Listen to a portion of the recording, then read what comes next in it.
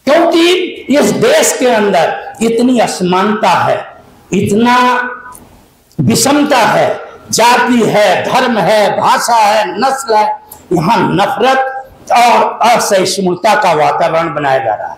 लोगों को 100 करोड़ से ज्यादा लोगों को 5 किलो राशन दिया जा रहा है।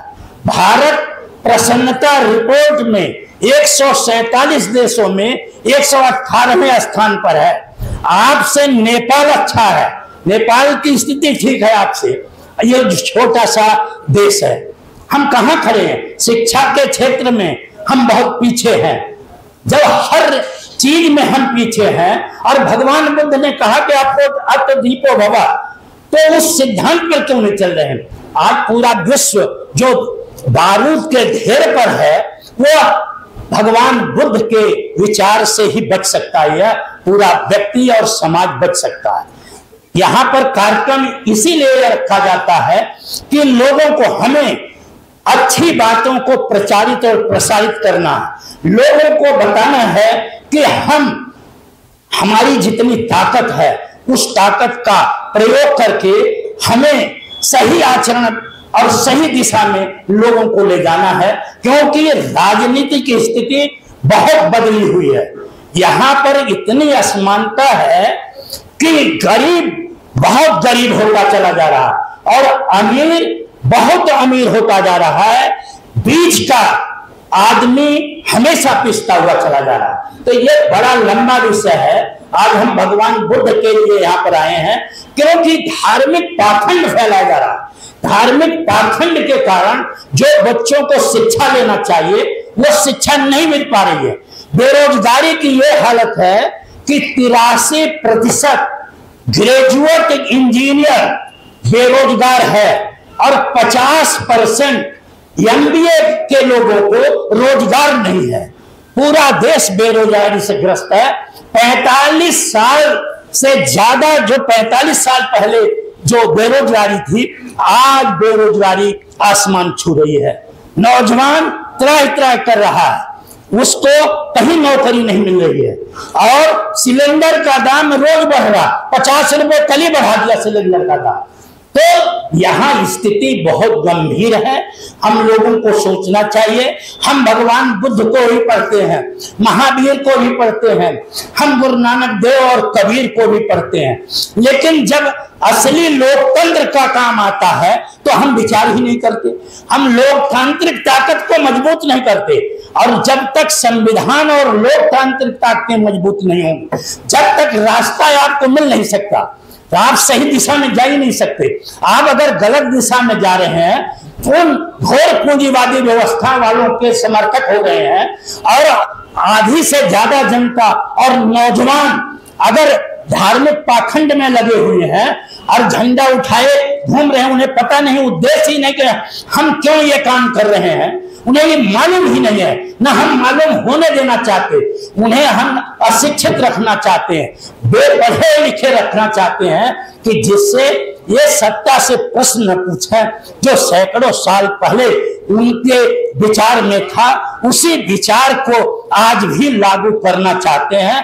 तो हम लोगों को सावधान रहने की जरूरत है। और आप इतनी संख्या में यहाँ पर हैं, आप चाहें तो इस बात को प्रचारित और प्रसारित करें कि पहले अपने बच्चों को सही शिक्षा देना है और जो ये पाखंड है, जो सड़कों पर नृत्य हो रहा है नंगा, उससे अपने लोगों को बचाना है।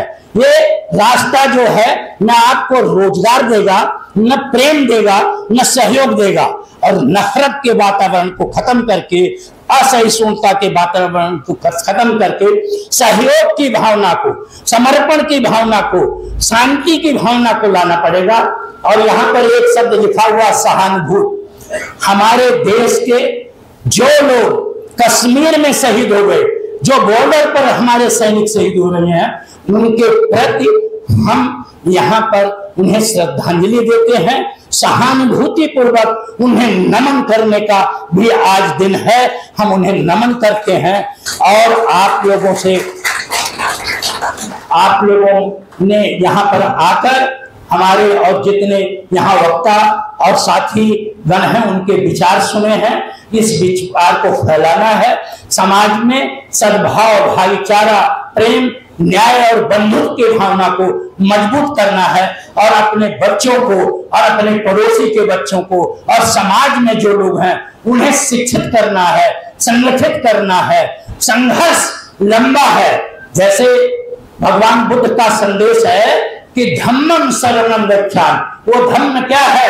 ज्ञान है। बुद्धं शरणं गच्छामि, बुद्ध ज्ञान है।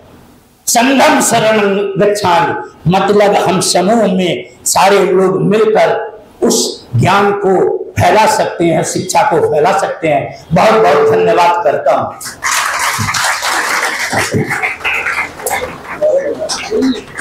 तथागत बुद्ध के जीवन में 3 महत्वपूर्ण घटना अलग अलग वर्षों में घटी। पहली घटना है जन्म से संबंधित।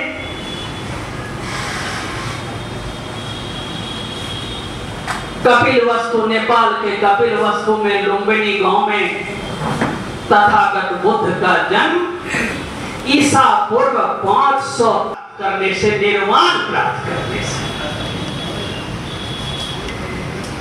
ईसा पूर्व 528 वर्ष में तथागत बुद्ध को ज्ञान प्राप्त हुआ। इसी ज्ञान प्राप्त करने को बुद्ध संस्कृति में निर्वाण प्राप्त करना है। निर्वाण प्राप्त करने का मतलब ज्ञान प्राप्त करना। और तीसरी घटना है उनकी मृत्यु से संबंधित। ईसा पूर्व 463 वर्ष में उत्तर प्रदेश के कुशीनगर, जिसे आजकल हम लोग, what is the name of this place, Kushinagar में उन्होंने मोक्ष प्राप्त किया। मोक्ष प्राप्त करने का मतलब महापरिनिर्वाण को प्राप्त किया। महापरिनिर्वाण का मतलब उन्होंने अपना ये शारीरिक शरीर का त्याग किया। साथियों, दुनिया में ऐसा कोई महापुरुष नहीं हुआ जिसका जन्म, जिसका ज्ञान प्राप्त करना और मोक्ष प्राप्त करना एक ही तिथि। इसीलिए साथियों, इस तिथि को, इस दिन को हम लोग बुद्ध पूर्णिमा के रूप में जानते हैं। और पूरे विश्व में आज के कल का दिन जो है बुद्ध जयंती के रूप में मनाया। ताजा तरीन खबरों के लिए हमें सब्सक्राइब करें और हमारे बेल आइकन को प्रेस करना ना भूलें।